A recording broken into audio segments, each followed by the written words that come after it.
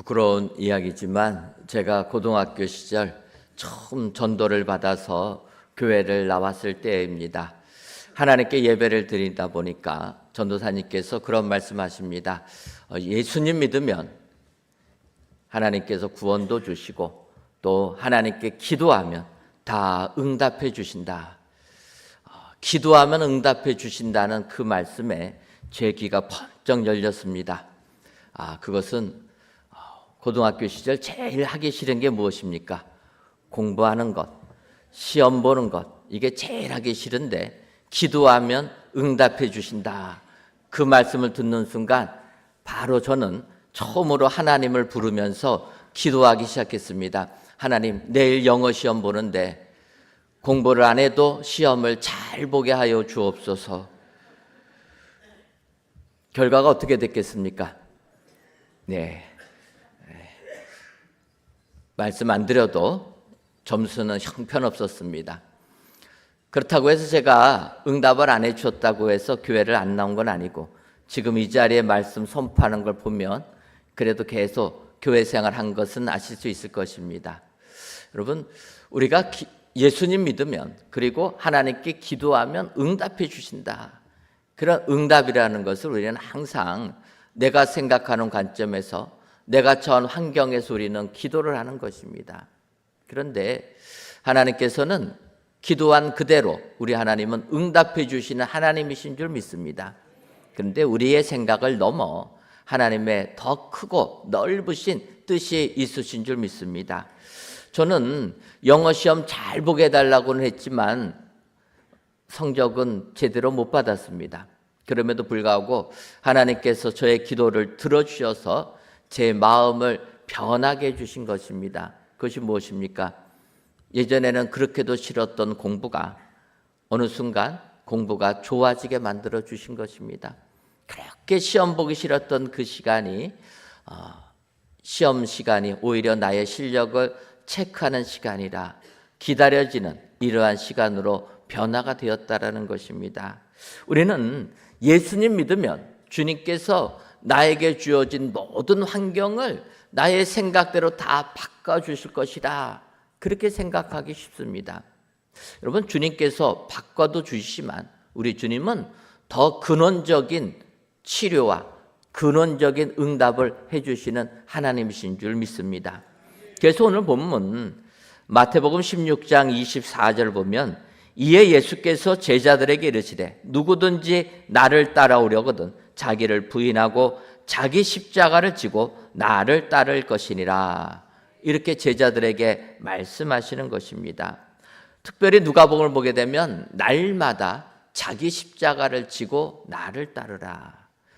십자가를 지고 따르는 것도 쉽지 않은데 똑같은 일상 속에서 힘겨운 일상 속에서 그것도 날마다 나에게 주어진 십자가, 그 지워진 십자가를 메고 주님을 따르라. 이러한 말씀이라는 것입니다. 사실 여러분, 우리가 십자가를 지고 따르는 것 쉽지가 않습니다. 그런데 우리 주님이 하신 말씀입니다. 너희들 나의 제자가 되려면 내가 진 십자가 말고 너희에게 주어진 자기 십자가를 지고 따르라라는 것입니다. 여러분, 우리가 주님의 십자가는 믿음으로 우리에게 구원을 주시는 줄 믿습니다. 그래서 주님의 십자가를 지는 게 아니라 나에게 주어진 나의 삶에 처해진 나의 환경 속에 있는 나의 십자가를 지고 주님을 따르라. 이렇게 말씀하고 있다라는 것입니다. 오늘 귀한 예배를 드리시는 사랑하는 성도 여러분, 주 예수 그리스도의 참된 제자 되시기를 원하십니까? 그렇다면은 자기를 부인하고 자기 십자가를 지고 주님을 따르셔서 주님의 참된 제자들이 되시기를 주님의 이름으로 축원합니다. 그렇다면은 자기 십자가를 지고 주님을 따르는 사람이 되려면은 어떠한 사람이 되어야 됩니까? 먼저는 십자가의 은혜를 깨닫는 사람이 되어야 합니다. 마태복음 16장 21절을 보면 이때로부터 예수 그리스도께서 자기가 예루살렘에 올라가 장로들과 대제사장들과 서기관들에게 많은 고난을 받고 죽임을 당하고 제3일 만에 살아나야 할 것을 제자들에게 비로소 나타내시니 이렇게 말씀하고 있습니다. 21절에 시작하는 이때로부터는 바로 앞에 있는 베드로가 주님을 향하여서 주는 그리스도시요 살아계신 하나님의 아들이시니이다. 베드로가 주님을 이렇게 고백했을 때 주님이 베드로를 칭찬하십니다. 바요나 시몬아 내가 복이 있도다. 이를 내게 알게 하니는 혈육이 아니요 하늘에 계신 내 하나님 아버지시니라. 이렇게 주님이 베드로를 칭찬하십니다. 그 칭찬해 주신 다음에 바로 이제 베드로가 내가 그리스도라는 것을 알 정도라면은 이제는 십자가의 은혜를 설명해 줘도 되겠다 생각하고 십자가의 은혜를 설명해 주셨다라는 것입니다. 이 십자가의 은혜를 설명한 게 무엇입니까? 바로 예수님께서 예루살렘에 올라가셔서 장로들과 대제사장들과 서기관들에게 많은 고난을 받고 죽임을 당하고 제3일에 살아나야 할 것, 이것이 여러분 십자가의 은혜 아닙니까?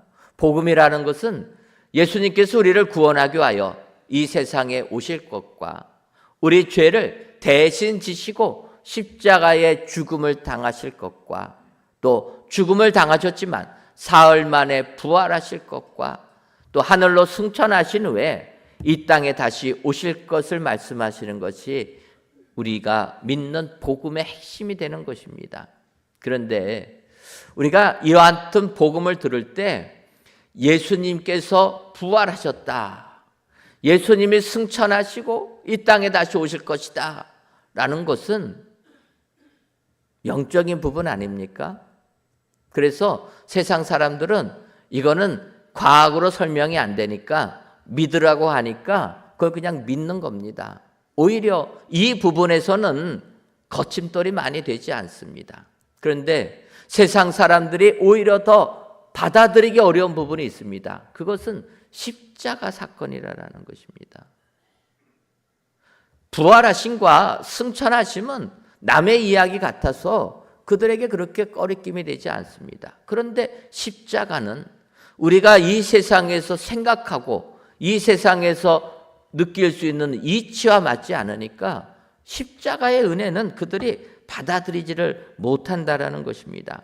마치 예수님께서 십자가에 매달리셨을 때 지나가는 사람들이 이렇게 조롱합니다.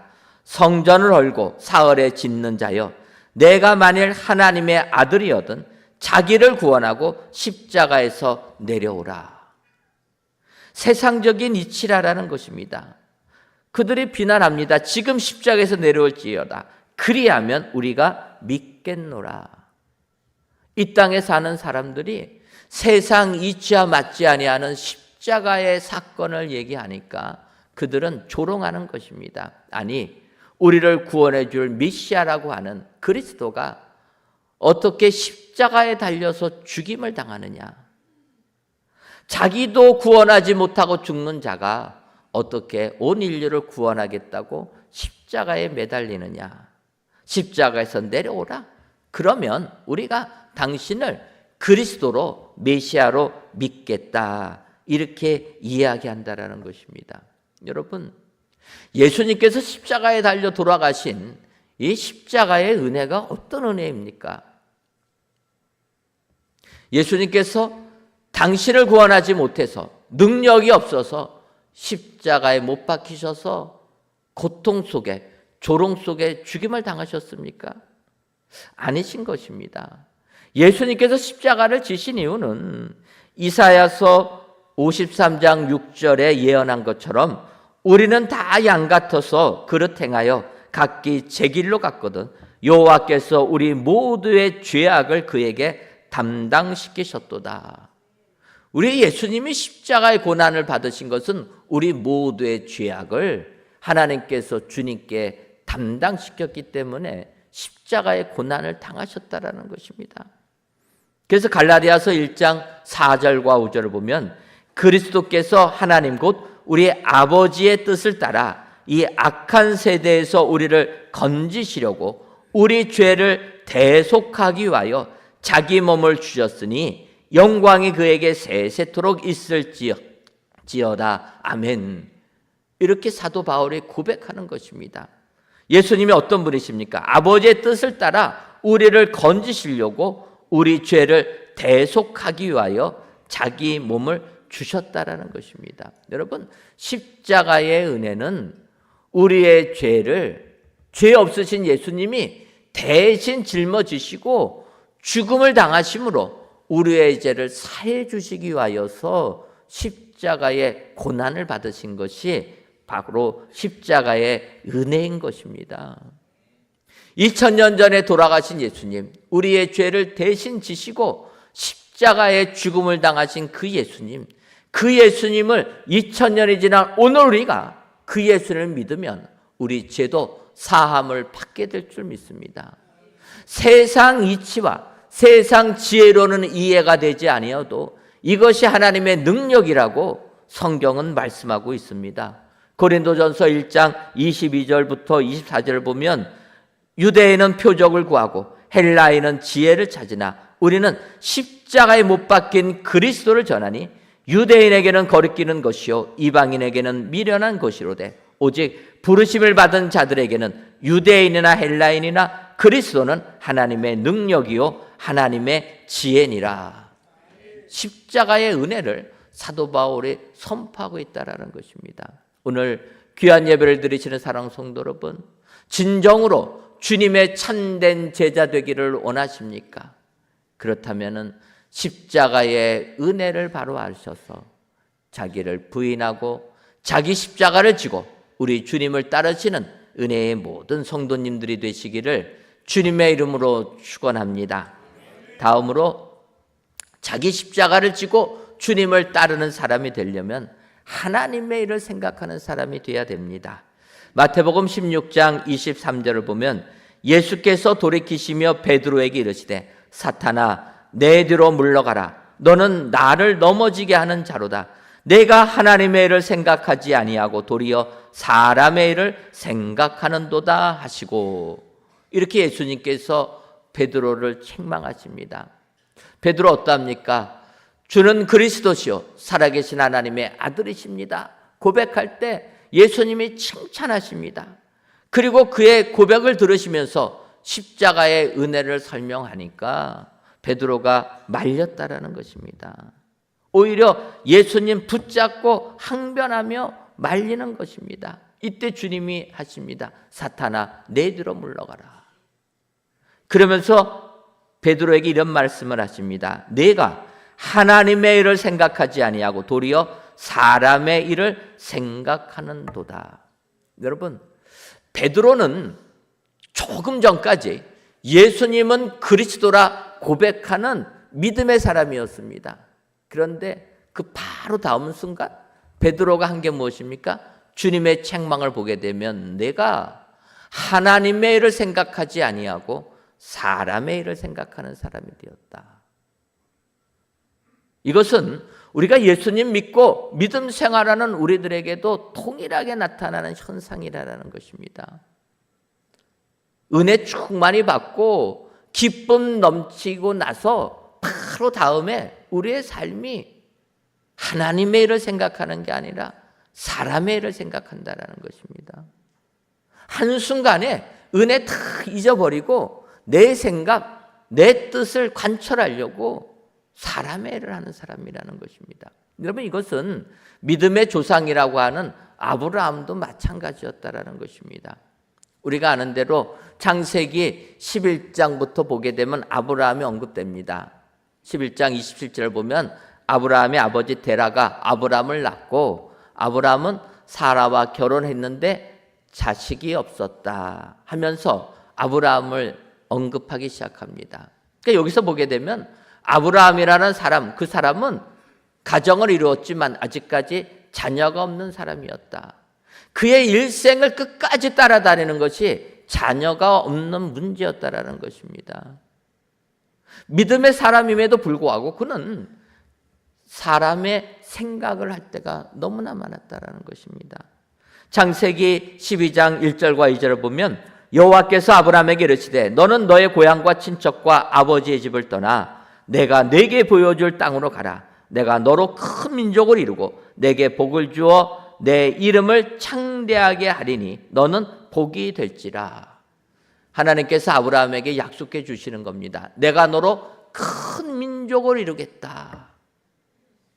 그래서 아브라함이 하나님 약속의 말씀을 믿고 조카 롯을 데리고 가나안 땅에 도착합니다.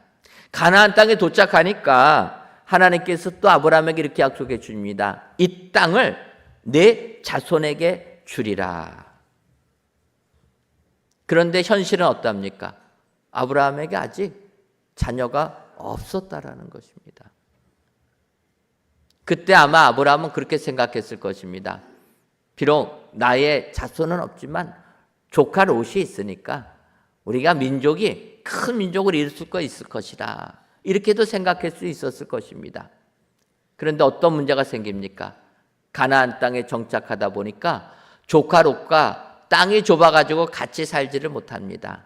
그래서 조카 롯이 소돔 땅으로 떠난 다음에 아브라함은 실망이 넘치는 겁니다. 의지했던 조카가 사라진 겁니다. 자기에게는 아직까지 자손이 없습니다. 그럴 때 하나님이 아브라함에게 나타나시는 것입니다. 찾아오셨습니다.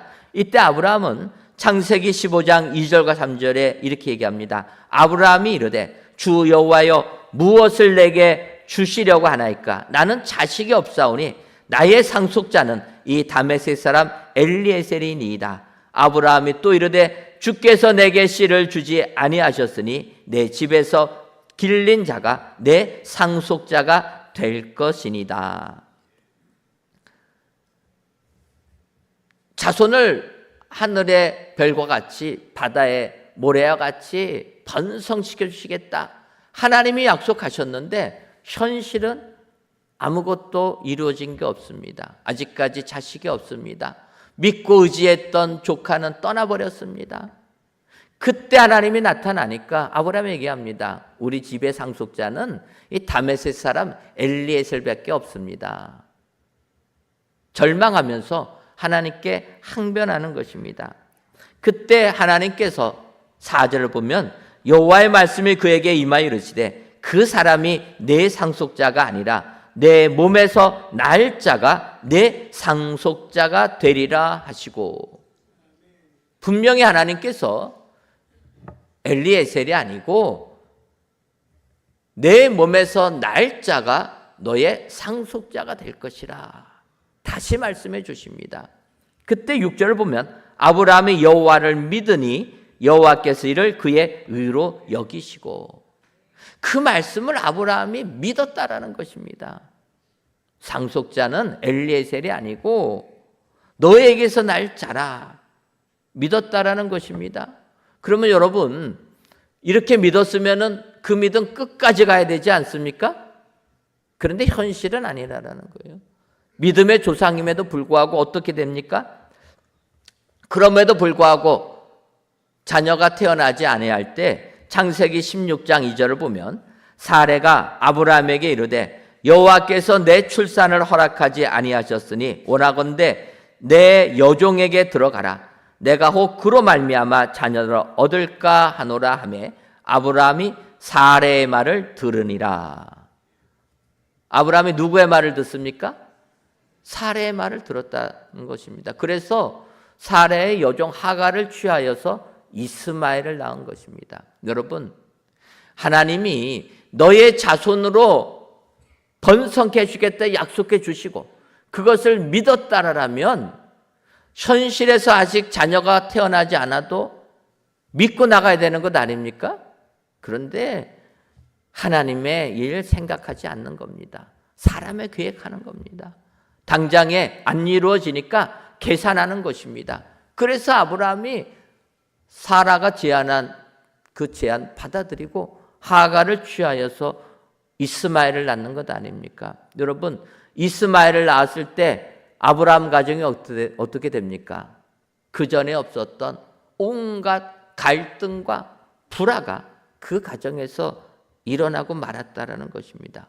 우리가 아는 대로 결국 하나님께서는 약속의 아들 이삭을 사라를 통해서 낳게 해주시는 것입니다. 여러분, 이 아브라함, 믿음의 조상이라고 하는 아브라함의 이 모습을 보게 되면 하나님과 일과 사람의 일 사이에 우리가 얼마나 갈등을 하고 사는가, 그것을 알 수가 있는 것입니다.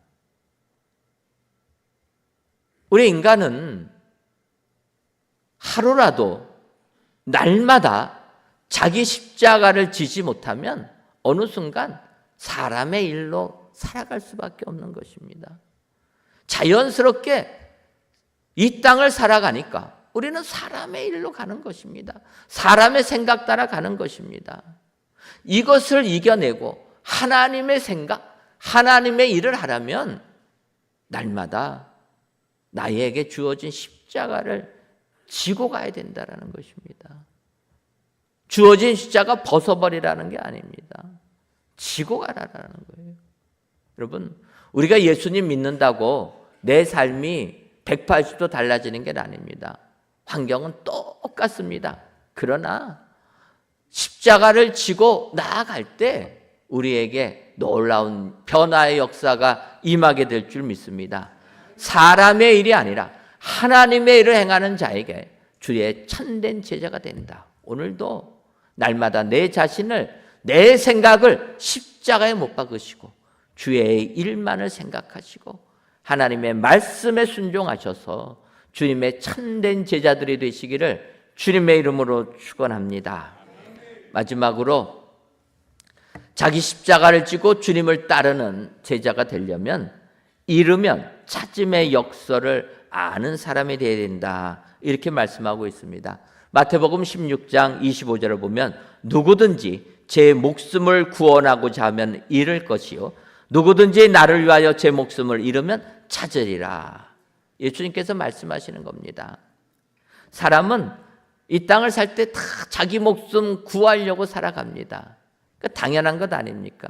그런데 그런 식으로 살아가게 되면 잃어버린다라는 것입니다. 하지만 주님을 위하여 자기 목숨을 잃으면 찾게 된다. 잃으면 찾음의 역설을 알아라라는 것입니다.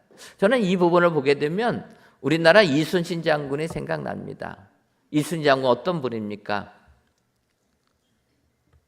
일본이 쳐들어왔을 때 승리한 장군입니다. 그러다가 모함 받아가지고 감옥에 갔다가 백의종군 하게 됩니다.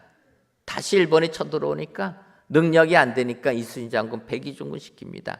이때 선조가 이순신 장군에게 얘기합니다. 지금 조선의 수군은 다 없어졌으니까 당신 수군 통제사로 내려가지만 육군하고 합류해서 육상에서 전쟁을 해라.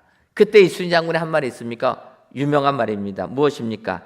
아직도 신에게는 12척이 남아 있습니다. 왕이 어명을 내렸는데 그거 아니다라고 장계를 올린 내용입니다. 지금 수군이 다 없어진 것 같지만 그럼에도 불구하고 아직까지도 배가 12척이 있습니다. 12척이 있으면 아무리 많은 외적이 와도 우리는 이길 수 있습니다. 그렇게 장계를 올렸던 사람이 이순신 장군입니다. 그럼에도 불구하고 그가 쓴 난중일기를 보게 되면 비록 왕에게는 그렇게 편지를 썼어도 날마다 잠도 못 잤다라는 겁니다. 몸을 웅크리고 있으면서 고민했다라는 것입니다. 그렇지 않겠습니까? 그런 이순신 장군이 명란해전을 앞두고 부하들을 모읍니다. 그리고 이순신 장군이 한 말입니다. 무엇입니까? 필사즉생이요 생즉필사라. 죽고자 하면 살 것이요 살고자 하면 죽는다. 그 말을 하고 명란해전에 임하여서 대승을 거두었다라는 것입니다. 이순신 장군의 한 말을 보게 되면 예수님이 1500년 전에 했던 말씀 언제 들었나 이런 생각을 하게 됩니다. 동서고금을 막론하고 중요한 관통되는 문장이라 이런 생각을 해보았습니다. 여러분, 우리가 성경을 봐도 이런 부분이 많은 곳에 나오게 됩니다. 에스더를 보게 되면 에스더는 어떤 시대입니까? 남유다가 멸망당해서 바벨론 포로의 삶을 살게 됩니다. 바벨론에 끌려갔지만 바벨론이 망하고 바사 나라가 또 왕국을 뒤이어서 통치하게 됩니다. 이 바사 나라 아하수에로 왕 때 그의 왕비가 되는 에스더가 있었다라는 것입니다. 근데 에스더가 왕비로 간택될 때 그녀는 유대인이라는 말을 하지 않습니다. 아마 유대인이라고 말했으면 서류 심사에서 다 떨어졌을 것입니다. 그런데 그 말을 하지 않다 보니까 왕비로 뽑히게 되는 겁니다.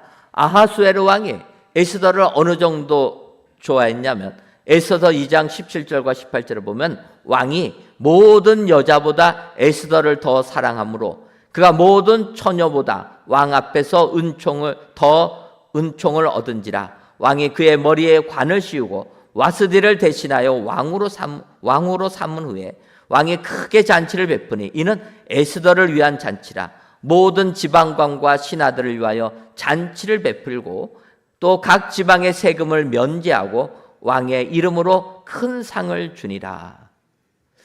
아하수에로 왕이 에스더를 사랑해서 에스더를 위하여 잔치를 베풀었다라는 것입니다. 그리고 그 잔치를 베풀 때 모든 지방관들과 신하들 불러 모아가지고 세금도 면제해 주고 또 큰 상도 주었다라는 것입니다. 여러분, 세금 면제받으면 행복한 것 아닙니까? 세금을 낸 적이 없어가지고 여러분, 세금 냈다가 연말에 돌려받으면 얼마나 행복합니까? 세금 다 면제해 줬다라는 거예요. 왕이 이렇게 에스더를 사랑했다라는 것입니다. 그런데 이렇게 잘 나가는 에스더에게 생각지도 못한 어려움이 닥치게 됩니다. 그것은 무엇입니까? 왕의 신하 하만이 유다인들을 다 죽이겠다고 계획 세워서 왕의 어인까지도 받은 상태가 되었다라는 것입니다. 이때 사촌 모르드게가 에스더에게 부탁합니다. 이 민족을 구원해달라. 그때 에스더가 뭐라고 얘기합니까? 에스더서 4장 16절을 보면 당신은 가서 수산에 있는 유다인들을 다 모으고 나를 위하여 금식하되 밤낮 3일을 먹지도 말고 마시지도 마소서. 나도 나의 시녀와 더불어 이렇게 금식한 후에 규례를 어기고 왕에게 나아가리니 죽으면 죽으리이다 하니라. 여러분, 그 당시 규례가 무엇입니까? 왕이 부르기 전에는 누구라도 왕 앞에 먼저 나가면 안 됩니다. 먼저 나가는 것은 반란 일으킨 걸로 알아서 다 죽이는 것 아닙니까? 그때 유대인들이 죽을 상황이 되니까 에스더에게 부탁한 겁니다. 아마 에스더는 이렇게 생각할 수 있었을 것입니다. 왜 나에게 이런 고난이 닥쳤는가? 왜 내가 유다인으로 태어났을까? 나라 망한 것도 마음이 아픈데 이제는 유다인들이 다 몰살당하는 상황이 됐다. 내가 간신히 포로임에도 불구하고 아하수에 왕의 왕후가 되어서 이제 좀 행복하게 살려고 하는데 왜 갑자기 나에게 이러한 죽음의 그림자가 나에게 닥쳤는가? 여러분, 에스더가 절망하지 않았겠습니까? 그런데 오늘 성경을 보면 에스더 그렇게 얘기하는 겁니다. 죽으면 죽으리이다. 공동 번역은 이렇게 번역합니다. 그러다가 내가 규례를 어기고 왕 앞에 나아가다가 그러다가 죽게 되면 기꺼이 죽겠습니다. 메시 성경은 영어로 이렇게 얘기합니다. If I die, I die. 여러분, 죽으면 죽으리라 에스더는 결단하고 나아갔다라는 것입니다. 하나님의 백성이라면 이 환경이 이런 환경이 되면 안 되는데 아니다라는 겁니다. 그녀는 자기에게 주어진 십자가, 유대인의 십자가, 포로의 십자가, 소수민족의 십자가, 그 십자가를 지고 왕 앞에 나아갔다라는 것입니다. 그렇게 나아가게 되니까 죽은 것이 아니라 살아나는 축복을 받게 된 것입니다. 여러분, 오늘도 우리가 예수님의 참된 제자가 되려면은 역설의 은혜를 믿으라라는 것입니다. 잃으면 찾게 된다라는 역설 아닙니까? 예수님 믿는다고 내 삶이 변화되지 않습니다. 그러나 내가 나에게 주어진 십자가 지고 나아가면 주께서 복 주실 줄 믿습니다. 여러분, 우리가 이 땅을 살아갈 때 예수님 믿을 때나 믿기 전이나 환경은 바뀌지 않습니다. 여러분, 내가 예수님 믿는다고 우리 가문이 바뀝니까? 내가 예수님 믿는다고 나의 상황과 나의 능력이 바뀝니까? 안 바뀝니다. 하지만 나에게 주어진 십자가, 그 고난의 십자가를 담대하게 짊어지고 나갈 때 그 뒤에 있는 하나님의 놀라운 역사가 우리 삶 가운데 임하게 될 줄 믿습니다. 오늘도 주의 참된 제자가 되려면 잃으면 찾게 된다라는 역사를 믿는 자가 되어야 된다. 오늘도 이것이 주님이 나에게 주신 십자가의 기름을 알고 실망하지 마시고 낙심하지 마시고 나에게 주어진 십자가, 그 십자가 담담하게 짊어지고 주님을 위하여 날마다 나아갈 때 주님이 칭찬하시는 참된 제자들이 될 줄 믿습니다. 오늘도 이 같은 은혜가 저와 여러분들 삶 가운데 임하시기를 주님의 이름으로 축원합니다. 기도하겠습니다.